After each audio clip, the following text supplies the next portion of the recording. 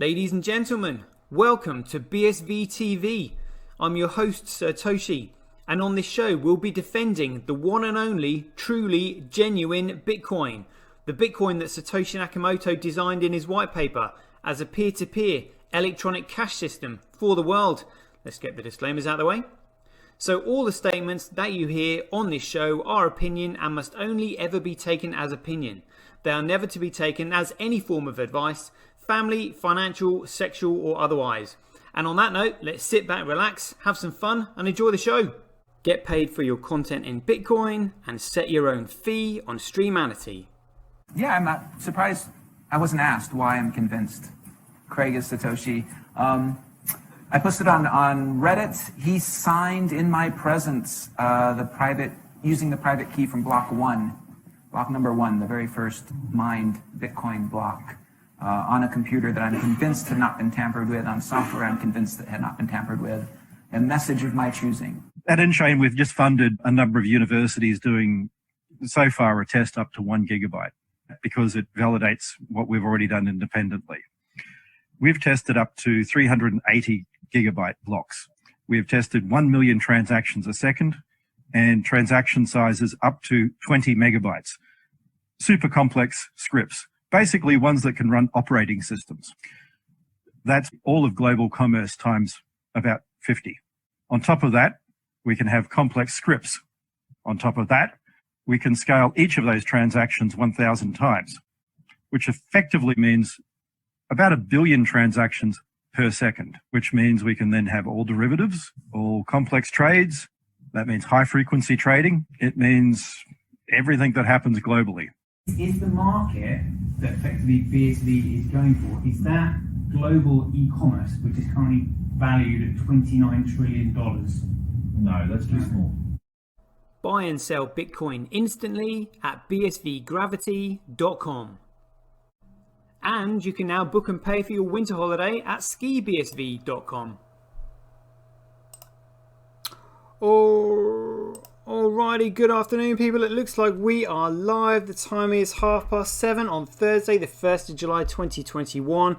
Welcome to Satoshi TV, aka Bitcoin SV TV, aka It's Just Bitcoin. So quite a few things we want to get through today, so let's just jump straight into it. So first of all, carrying on from yesterday, we've got more and more people reporting on CSW's default victory in the Queen's Court. Manage settings. Reject all. Yep, there we go. Right, so let's see what this says. And this is getting around a bit. This has been posted in numerous articles. So Craig Wright, the British computer scientist who claims to have created Bitcoin, says a victory in the UK High Court over the copyright of the cryptocurrency original white paper. It's not cryptocurrency, it's cash, which is the most liquid form of money, which is a commodity. The original white paper is a critical step in his bid for recognition. More than a decade ago, a white paper was published under the pseudonym Satoshi Nakamoto, which outlined the first specifications and proof of concept for Bitcoin. Nakamoto vanished several years later until Wright appeared to lay claim to the moniker in 2016. The identity of Nakamoto remains highly disputed, because those in power don't want it to be, but now they're stuck between a rock and a hard place because they don't want it to be, and at the same time they do want it to be, but at the same time that they don't, and blah blah blah blah blah. Crazy. As does Wright's role at the centre of several lawsuits related to Bitcoin. On the 28th of June, battle in London courts between Wright and the anonymous operator of the website bitcoin.org, known as Cobra, focused on Wright's claim that Cobra's hosting of the Bitcoin white paper on the website amounted to copyright infringement. The case's conclusion resulted in a default judgment in Wright's favour after Cobra and a representative chose to remain anonymous and not to present an oral defence. Oh dear. What is interesting for me about Monday's court hearing is that at Cobra Bitcoin didn't even attempt to submit papers to confirm their commitments about me or back up their past assertions that I'm not Satoshi, Wright told Financial News in written comments referring to Cobra's username on Twitter. By default, therefore, my claim that they have been infringed, my copyright was upheld. Cobra was ordered to remove the white paper from being accessed in the UK via bitcoin.org and published a copy of the court order on the website for the next 6 months. In statements posted on Twitter after the hearing concluded, Cobra said the outcome represented a system where justice depends on who's got the biggest wallet. Oh dear. Sore loser? Salty much? I think so. All he had to do was take it down. That's it. And then Craig wouldn't have had the copyright. Oh dear. I don't think you could get a better advertisement for why Bitcoin is necessary than what happened today, they wrote. Rules enforced through cryptography are far more superior than rules based on whoever can spend hundreds of thousands of dollars in court. It says here, Reed Taproot's upgrade is coming for Ethereum's corporate crown. Oh, who cares? Who cares? It's such a... There's no economic value in that Taproot upgrade what's-all. The entire chain is utterly worthless. Same with Lightning Network, as we know. A separate case to challenge Wright's claim in the High Court's system is ongoing, led by COPA, a non-profit. Non-profits being responsible for most of the money laundering that goes on in the world. A non-profit organisation with large corporate members, surprise, surprise, including Coinbase, Square, Kraken, and MicroStrategy. Wright told Financial News that the lawsuits provide an opportunity for him to publicly present his overall mission to educate governments, regulators and investors that Bitcoin's current status as a favoured investment for digitally inclined traders is not true to his original vision. He said that I will continue to take action where developers of alternative assets promote or misrepresent those assets as being Bitcoin when they do not align with what I set out in my white paper, he added. I am determined to shine a light on the world where I feel my original concept has been distorted and hijacked by people with different ends and intentions and interests. Apart from the default judgment, Cobra was also ordered to make an interim payment of £35,000, that's about $46,000, to cover Wright's cost of proceedings. Cobra said that they will be happy to pay Wright's cost in Bitcoin, transferring it to a digital wallet address associated with Nakamoto's creation of one of Bitcoin's earliest blocks. Well, that's not going to happen because he has to pay in GBP and it can't be anonymous. So he's screwed himself up there, basically. Dear oh dear, sore loser. What a fool. What a fool. But well done for Craig there. I mean, well done for Bitcoin, really. You know, we need to take it out of the hands of these nefarious criminals, really. That's what we want. So, CoinGeek, check this out. I saw an article just here. Where was it at the beginning? Yeah, let's have this. An update. CoinGeek's update. So, Wright versus Cobra. How Satoshi took back the Bitcoin white paper from BTC. Let's have some of this. Go on, Craig. Have some. The first of Dr. Wright's copyright infringement claims has now reached its conclusion. Barely 2 months since the filing of Dr. Wright's lawsuit against Bitcoin.org operator Cobra, the English High Court has found in favour of Dr. Wright, recognising his copyright in the white paper and ordering that Cobra cease infringing Dr. Wright's copyright by removing the Bitcoin white paper from the website and GitHub associated with the website in the UK. It is the first of Dr. Wright's copyright lawsuits to be resolved, but it won't be the last. In addition to those who have already been put on notice that they are infringing his copyright in the white paper, Dr. Wright has made it clear he intends to enforce his right against those who say they are using the white paper to promote products which bear no resemblance to the product it describes. If Cobra's experience is anything to go by, they have a lot to look forward to. Yeah, indeed, can't wait for that. Very much looking forward to that.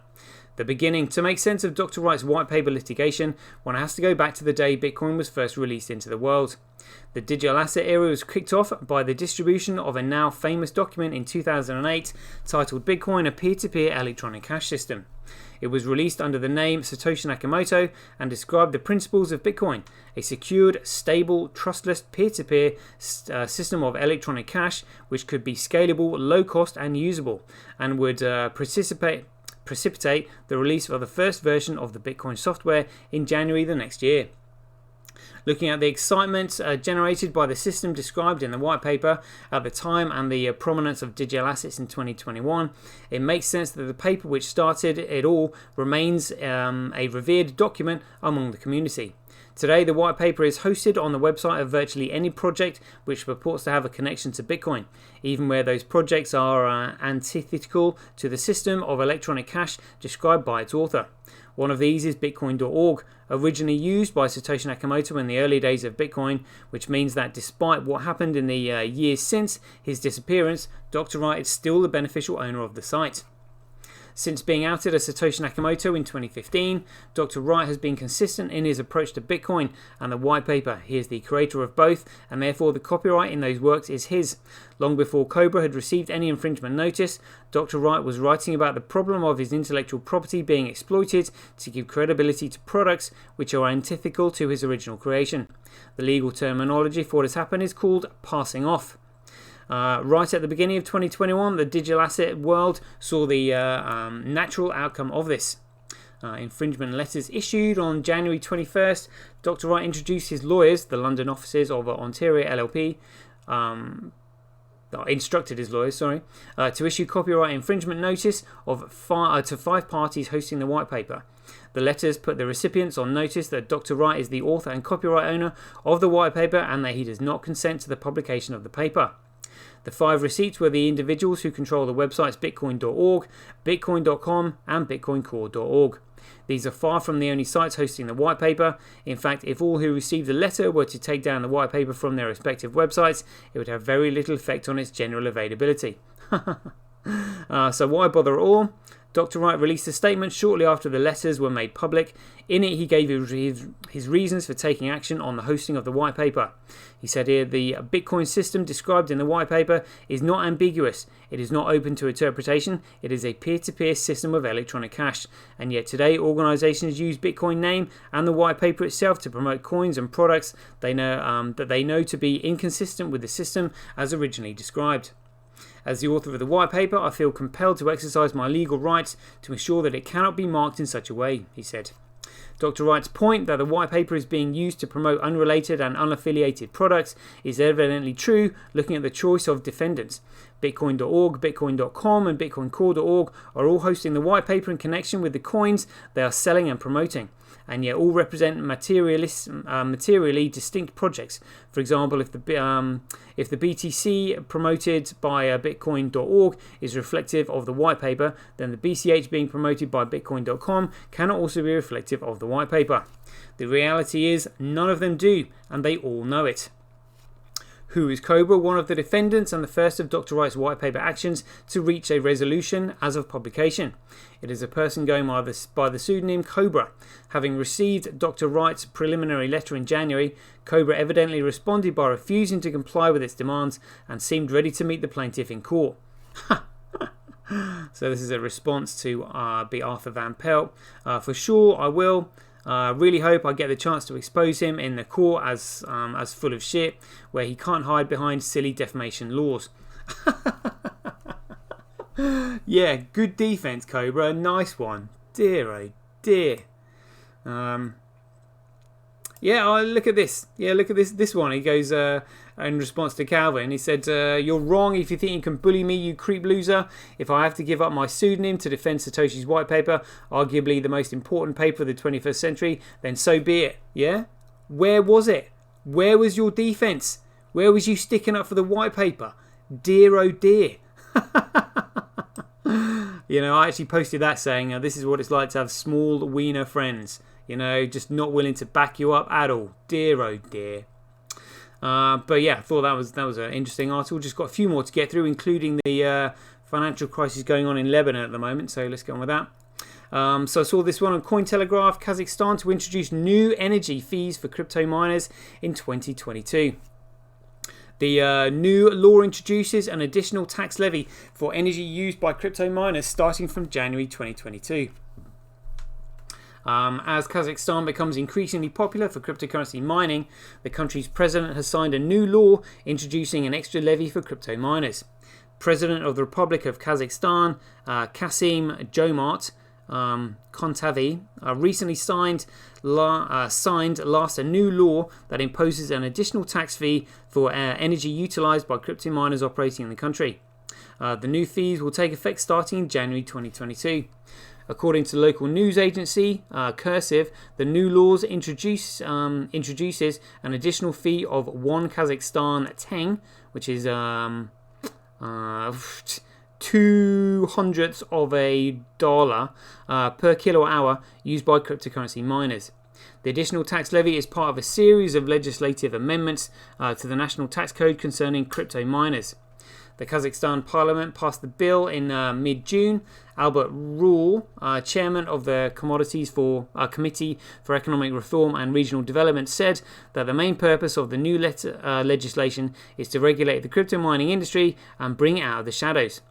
Rule is a former first Vice Minister of Investment and Development for Kazakhstan and is reportedly the author of the new legislative initiative. Kazakhstan has recently emerged as a major destination for cryptocurrency mining operations. According to data from the Cambridge Bitcoin Electricity Consumption Index, Kazakhstan is the 4th largest country in the world in terms of its total Bitcoin hash rate after China, the United States and Russia. Wow. That's moving up in the world there. That's going to put Kazakhstan on the map. You know, obviously Borat did it first and now we've got cryptocurrency mining. As previously reported by Cointelegraph, Chinese crypto mining giants like Canna have been relocating their operations to Kazakhstan amid a crackdown on crypto mining by Chinese authorities. Major Chinese mining pool BTC.com also successfully relocated a part of its miners to Kazakhstan in late June. Yeah, so it's all been moving over. You know, never a dull moment in crypto. My goodness. Check this. So this was CoinDesk. I just saw a few articles in here that I just had to shake my head at. You know, palm face. Look at this. Robinhood IPO filing shows Dogecoin trade drove big gains.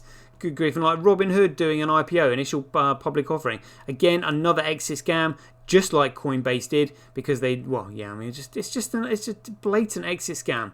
You know, how can we get as much money as we can without having any without having any responsibility for it? You know. Dear oh dear. Let's see what else there was that I spotted here. Dogecoin fee change promises to reduce costs and incentivize nodes miners. Oh my god, on Dogecoin.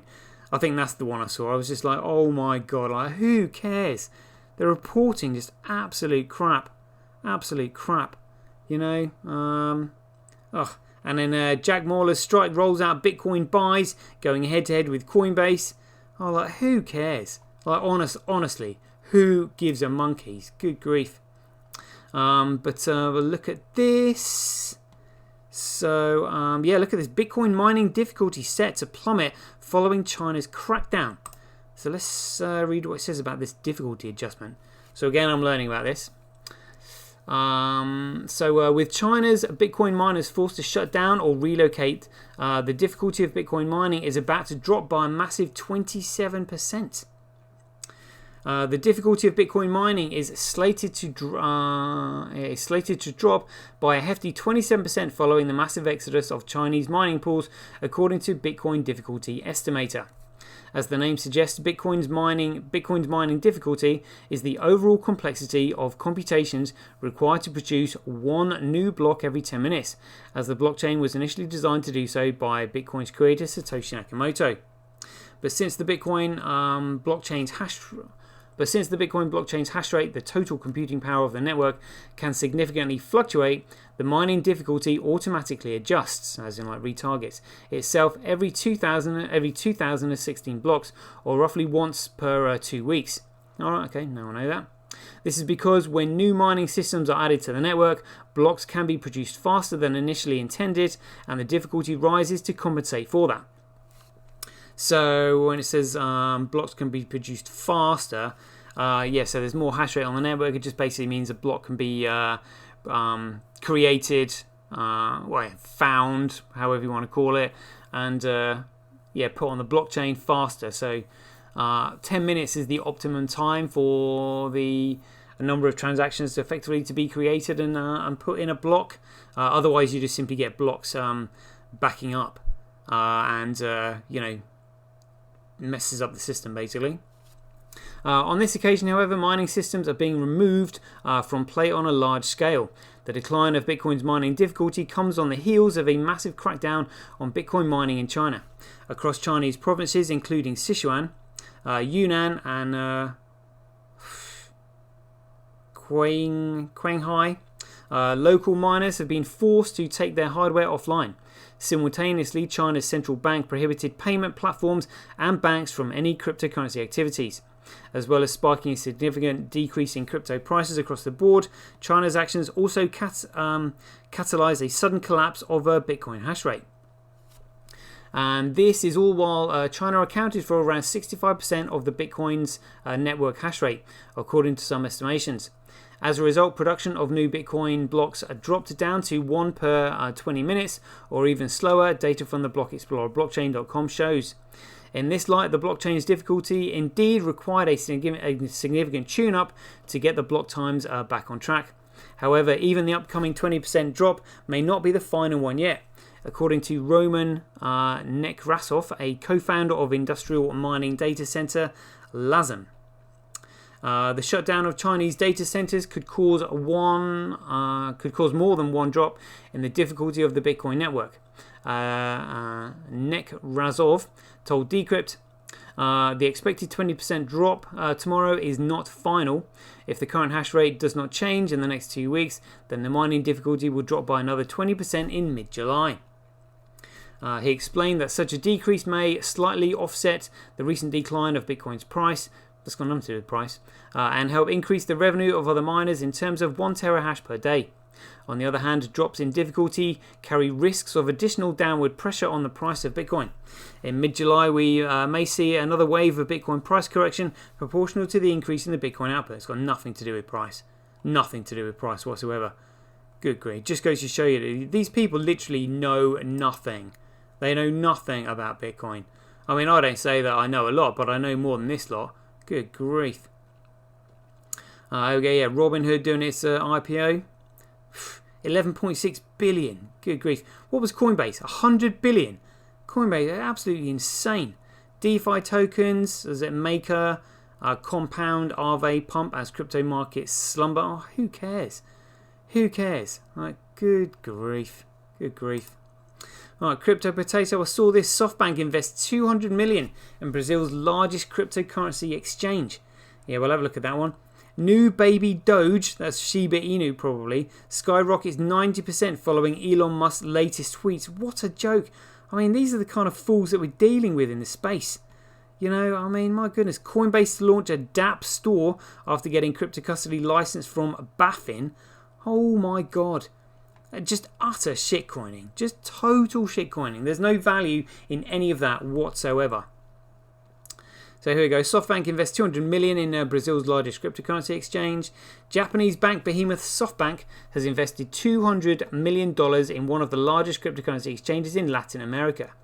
Mercado Bitcoin, the largest crypto exchange in Brazil, has received a $200 million investment from the Japanese multinational conglomerate holding company SoftBank Group Corp in a recently concluded series of B funding. The largest Series B funding in Latin America. According to a Thursday report, SoftBank made the investment through its Latin America fund. Robert Dagnoni, the executive chairman and CEO of 2TM, the parent company of Mercado Bitcoin, noted that the giant bank's move represents the largest Series B funding round in Latin America and its largest investment in a Latin American crypto firm.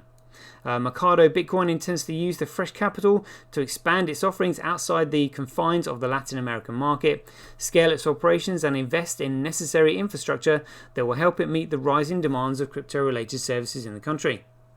Dagnoni said the platform is quite integrated, so custody is very important in releasing the power of the institutional market. We're also looking at regional expansions in Latin America and expansions via M&A, that's mergers and acquisitions as well. The latest investment brings 2TM's valuation to $2.1 billion, making it the second largest crypto unicorn company in Latin America. The funding came at a time when Mercado Bitcoin had experienced an impressive first half of the year. The trading platform saw the light of day in 2013 and has grown significantly since then. Oh wow. I've not looked at Mercado. Might have to have a look at it. The company noted that between January and May 2021, around 700,000 new customers signed up to use its services, and this increase brings its client base to 2.8 million. This is approximately more than 70% of the entire individual investor base in Brazil's stock exchange. Good grief. Good grief. That's massive. The exchange also revealed that its trading volume during the first 5 months of the year had surged to $5 billion, which is substantially higher than the total volume it saw for its first 7 years combined. Wow, that's showing the popularity of Bitcoin, really. A positive development for crypto. Oh dear. The development is a positive one, as the funding also comes at a time when the crypto market is saturated with FUD and with the various regulatory crackdowns, especially in China. Billions of dollars have been wiped off the industry since May, as Bitcoin experienced a tremendous deleveraging. Reports confirmed that the downward spiral was caused because of FUD, that's fear, uncertainty and doubt, including Elon Musk's sudden concern about Bitcoin energy consumption and too many leveraged positions. Oh, whatever. Like, honestly, whatever. See what they're saying about this. The Dogecoin copycats, Shiba Inu and 5 others you must know about. Oh, do one, honestly. Oh, total shitcoins, absolute shitcoins. Mike Novogratz, Bitcoin will be digital gold for 3,000 years, but Ethereum can surpass it. Oh, whatever. Yeah, Baby Doge, who cares? What's this? Report suggests George Soros investment fund is trading Bitcoin. Alright, let's have a quick look at this one then. The private investment firm of billionaire George Soros is reportedly trading Bitcoin with a view to expanding into other crypto assets. Dawn Fitzpatrick, the CIO of Soros Fund Management, who said crypto was at an inflection point earlier this year, approved the trading of Bitcoin and possibly other cryptocurrencies.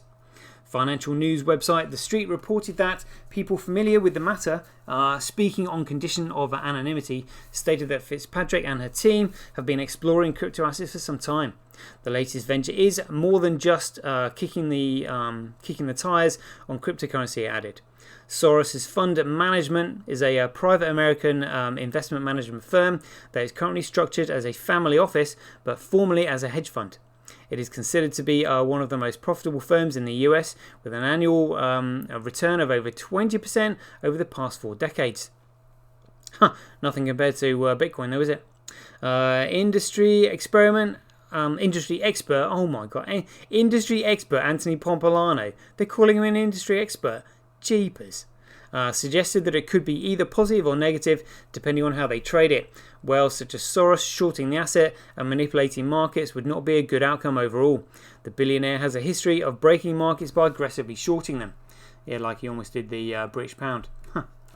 Big names in Bitcoin. In March, New York Digital Investment Group, the firm that facilitated a $100 million Bitcoin purchase in 2020, raised $200 million from a number of big name investors, including the Soros Fund Management. Yeah, but I can't be bothered like reading the rest of it. I mean, you get the gist of it, really. There's no value in any of that we've just read at all. What's this? I only have 5 Bitcoin. Senator Loomis encourages people to buy and hold BTC. Oh dear. So she's got 5. Well, 5 wouldn't have been that many, but it is now, considering it's like $30,000. So 3 5s are 15. That's 150 grand she's got. That's alright, isn't it? Coinbase to launch a dApp store after getting crypto custody license from BaFin. A few months after being listed on Nasdaq, Coinbase has received a license from BaFin to launch crypto custodial services in Germany. Oh dear. The company will also launch a dApp store. Germany's financial regulator, the Financial Services Supervisory Authority, also known as BaFin, issued a license to major US cryptocurrency exchange Coinbase to enable its local subsidiary to carry out cryptocurrency custodial business in the country. Oh dear, that's a big mistake. That's a big mistake. And now they're offering dApps. Honestly, it's just an absolute shit show. It's a disgrace, like an absolute disgrace. But yeah, there we go. What can you do? Not a lot. So yeah, BCH news. Look at the Elon tweets, sends a baby Doge soaring. Meme tokens, daily gains jump 228%. Oh my god. Oh my god, these are the people that we're dealing with that actually buy this shit. Unbelievable. George Soros Investment Fund is reportedly trading Bitcoin products. Yeah, just read that one. Center to expand USDC. Financial Advisory Survey 26 plan to recommend cryptocurrencies over the next 12 months. Again, all these people getting in on these shitcoins and they have no idea, like literally how thin the ice is that they're skating on. It's really going to be quite catastrophic when it happens, because we know what's coming. Dear oh dear. Right then, let's find out what's going on here. This is devastating. First time I've seen a country with its currency collapse since I've actually been interested in financial matters and fully understand the consequences of what they're experiencing now. I mean, this is devastating. So how did Lebanon's financial meltdown happen? Lebanon is grappling with a deep economic crisis after successive government piled up debt following the 1975 and 1990 civil war, with little to show for the spending binge. Banks central to the service-orientated economy are paralysed. Savers have been locked out of dollar accounts, or told funds they can access are worthless. Oh my god. Nobody in the country's got any money. You know, they've been locked out of their accounts, or told that the funds they've got are worthless. What are they going to do? I mean, a black economy is going to emerge, but how are people going to conduct business? How are they going to get by? How are they going to pay the bills? How are they going to eat? How are they going to put food on the table, a roof over their heads? With no medium of exchange to use. This is the issue with fiat currency. This is why we need commodity money in the form of Bitcoin. Oh my, how scary is this, The currency has crashed, driving a swathe of the population into poverty. Lebanon's financial collapse since 2019 is a story of how a version of rebuilding a nation once known as Switzerland of the Middle East, oh my goodness me, no way, was derailed by corruption and mismanagement as a sectarian elite borrowed with few restraints. Downtown Beirut, leveled in the civil war, I think. I'm trying to think where they had that explosion recently. Was that Lebanon? Somewhere around the area. Downtown Beirut, leveled in civil war, rose up with skyscrapers built by international architects and swanky shopping malls filled with designer boutiques that took payment in dollars. But Lebanon had little else to show for a debt mountain equivalent of 100% of national output, one of the world's highest burdens. Its electricity plants can't keep the lights on, and Lebanon's only reliable export is its human capital. Oh no. I mean, yeah, can you imagine? So now they can't even keep the electricity on.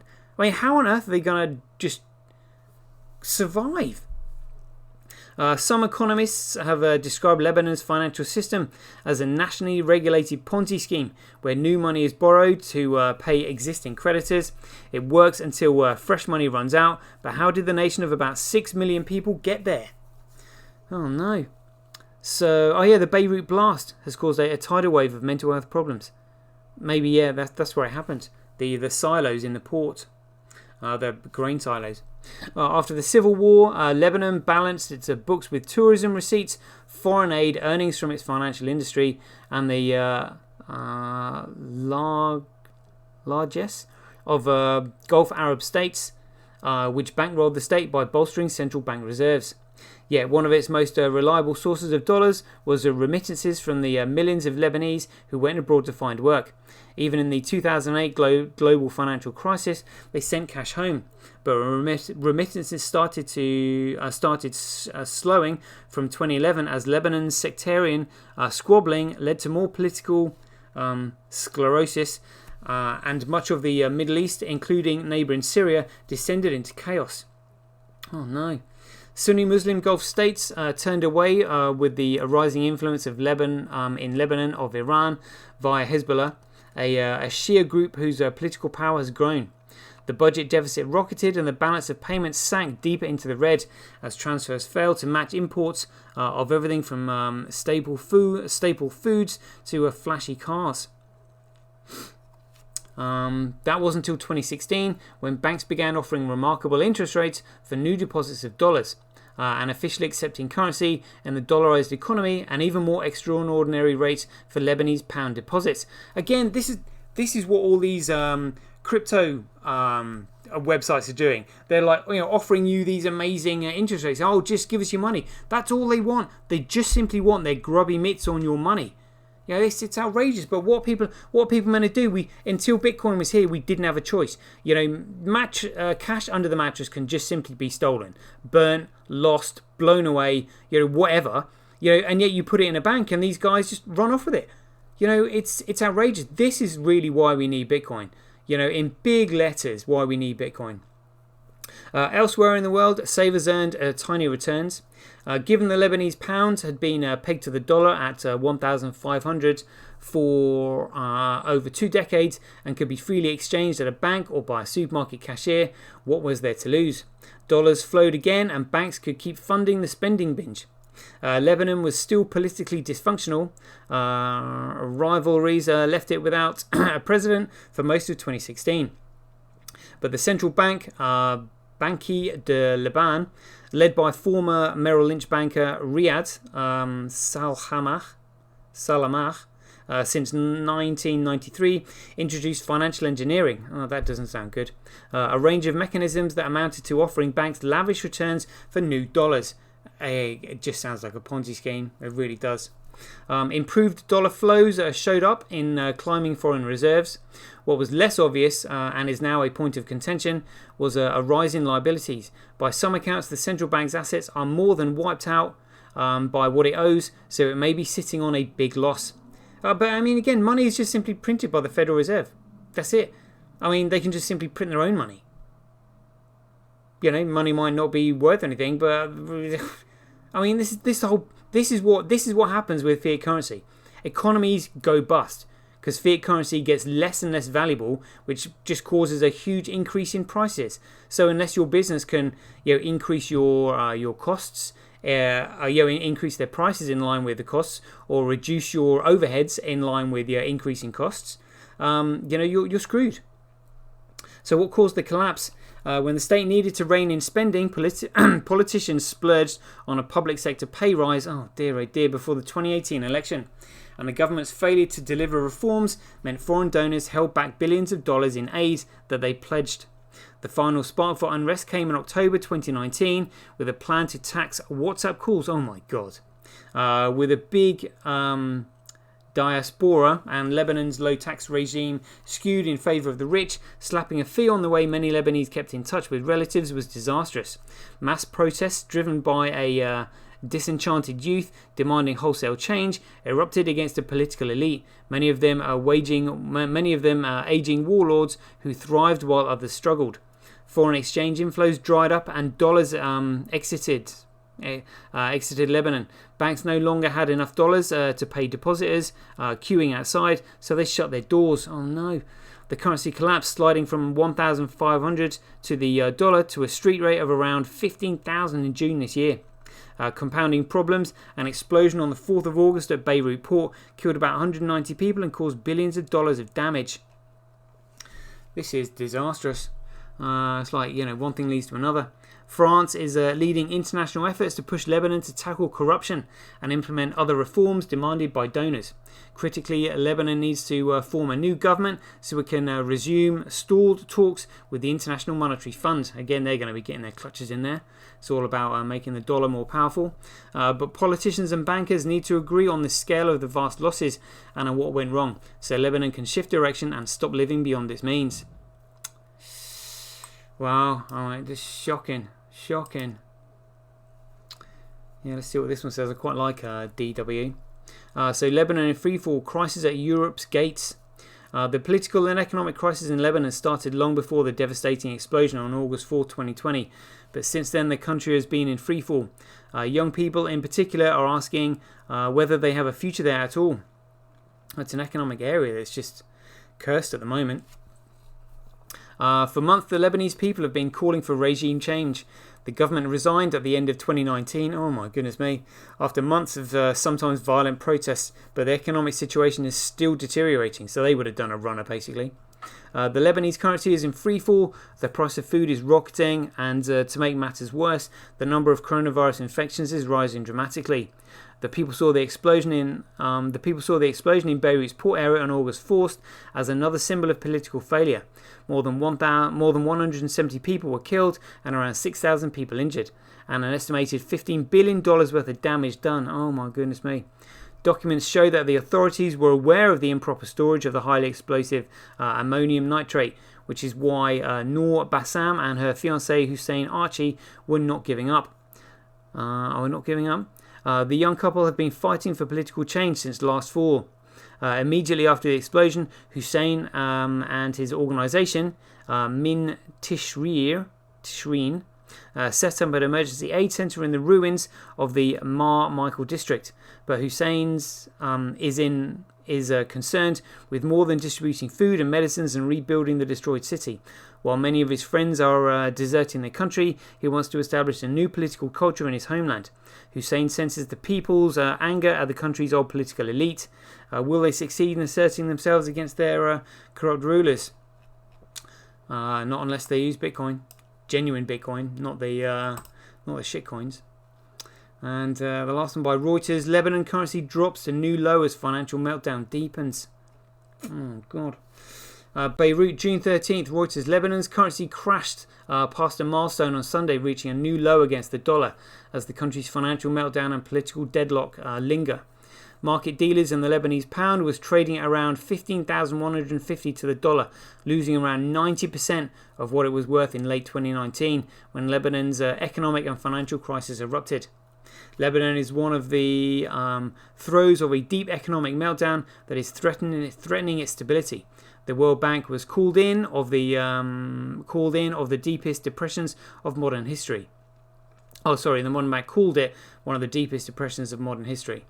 The last time the pound hit a low of 15,000 in March, protesters took to the streets across Lebanon for over a week, blocking roads by burning tyres. Foreign reserves used to fund a subsidy program for the basic goods, including fuel, medicine and wheat, are running out, and shortages have been worsening across the board in recent weeks. Some hospitals are ruling out elective procedures and only performing emergency surgeries to ration what is left of medical supplies. Oh no. Most pharmacies staged a 2-day strike this week as medications run out, and hour-long car queues for gasoline have frustrated motorists, causing squabbles. Again, it's all a fault with a medium of exchange. A medium of exchange is the way of conducting goods and services. Trade is what makes the world go round, and when you've got a fault of money, which is constantly losing its value, it causes shit like this. You can't escape economic decline and hyperinflation when you're using fiat currencies that are just simply inflated. The financial collapse is taking place against a backdrop of fractious politicians bickering over cabinet formation. Prime Minister designated Saad al-Harari has been at loggerheads with President Michael Arnu over naming ministers since his designation in October. The former government has continued in a caretaker capacity after having resigned in the aftermath of August 4th Beirut port blast. Depositors locked out of their dollar accounts since last year have been promised some access starting July, with each customer getting $400 in cash and an equivalent in Lebanese pounds at a rate close to market value. But the International Monetary Fund on Thursday criticised Lebanon's proposal for dollar deposits. Withdrawals and a capital control law yet to be approved by Parliament, saying both measures would only be meaningful as part of broader reforms. Oh my God. All I can do is just wish them all the best. I mean, like, that's absolutely catastrophic. Epic show today, people, but well worth it just to read all of that. If I do have any listeners, please put your handles and paymails in the chat box. Let's do this. I'm just going to ding a dong to the usual. Keith Fellows is normally in there. Here we go, just dinging a dong on the way to you. Oh, There we go, got it. Send money, BIG, got it. Swiping to send, Keith, on the way to you. Got it. Rightio, that'll do. Hope you enjoyed the show, folks. So as ever, be aware, take care, stay safe out there. Joy giving. Catch you guys later. Get paid for posting your pics on Relica. Download the app now at www.getrelica.com. Get your tweet etched on Twitch, forever on the Bitcoin blockchain. Do it today at www.jointwitch.com. Buy BSV.live, the best place to buy Bitcoin SV online.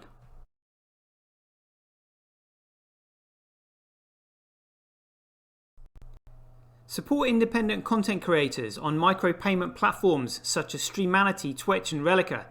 We should profit from our data, not the large corporations who track, monitor and sell it. If you enjoy the Bitcoin content that I produce, please support me by heading over to www.satoshi.tv, where you can keep up to date with all the latest news, gossip and content as it's created. Thanks very much. To get started in Bitcoin, go to freebsv.com, where you can claim your free Bitcoin. Then head over to Twitter and follow @IamSatoshi, where you can take part in his very generous and world famous free giveaways. The future of advertising meets the power of Bitcoin at Tonic Pow. Get paid for posting advertising campaigns to your social media profiles. Go to www.tonicpowads.com.